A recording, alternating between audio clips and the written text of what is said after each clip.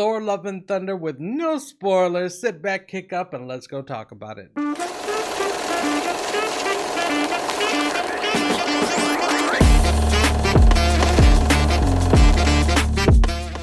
Hello, beautiful humans. Welcome back to Kick Up Flicks. Thor Love and Thunder is a really good movie to watch. I enjoyed it from beginning until end. I think it has the ability to be very multi-generational, to bring the family together so everybody can enjoy it.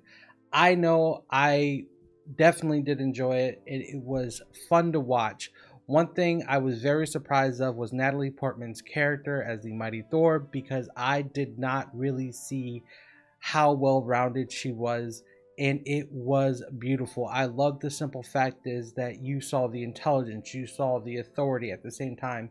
You saw the inquisitive side, the questioning side, the caring side, and the relationship side that she also had to work with Chris Hemsworth to make these two characters come together, that you actually cared about if they were going to be together, because they are bridging multiple movies into this one as far as their relationship is concerned, and it felt kind of forced. Now on Chris Hemsworth's side, Chris Hemsworth as Thor is in this process right now where he's just trying to understand life and figuring out exactly what needs to happen. So there are times when Thor does need to be a little bit more serious, and it is, at a time when things need to be taken more seriously, but it just doesn't always get there, and sometimes the jokes do fall flat, and that's the only thing that kind of got me. It was not like the original Thor that we got in the earlier movies.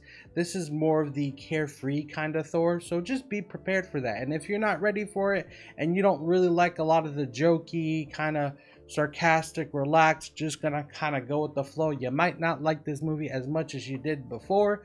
But it is still a good movie because the CGI looks amazing. Everyone, you can tell, literally went to town working on this movie, and they did a really good job. Christian Bale playing as Gore, on the other hand, though, let me tell you something.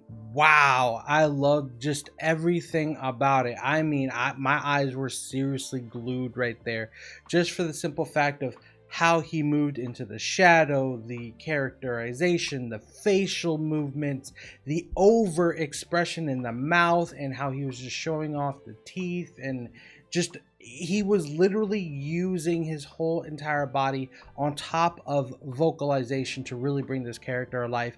And I was really convinced of, like, you are going through something, and I understood where this character is coming from, and I thought it was a good job personally for me. And if you haven't seen it yet, I'm telling you, you're going to enjoy Christian Bale's character of Gore, because you understand what's happening throughout the whole entire movie in a way. Like, you don't understand the end goal, but you understand kind of like the motivation of why he's doing what he's doing. Krog, on the other hand, played by Waititi. I tell you this right now, that is the bridge for me. I love this character through and through, from beginning up until end. Every time he spoke, it was, for me, it was funny. It was like not a heavy punch landed joke. It was like a bridge landed joke, like to make it funny, or just to add on, or just to make sure it's always there. I just really enjoyed it. It added like a really fun lightness to the movie, and it was great. And another character I really did kind of like, that was just there in the presence, but then also was dealing with like a lot of like internal issues as well, which is also something that they hinted well, so keep an eye out for that, is Tessa Thompson, that played Valkyrie.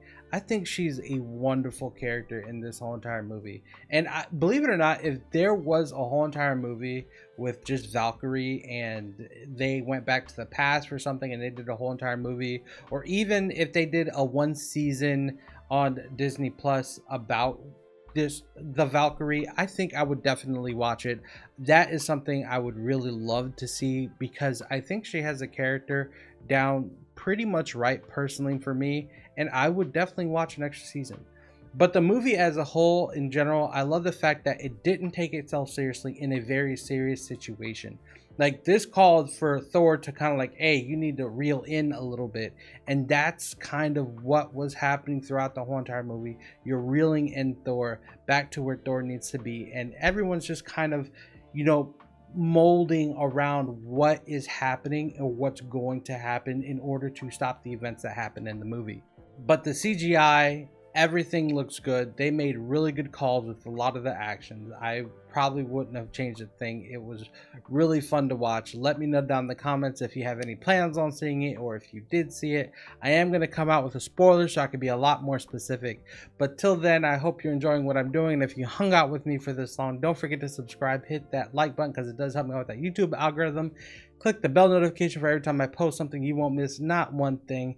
And above all else, don't forget to kick up and not down. And I will see you the next time I post. Peace.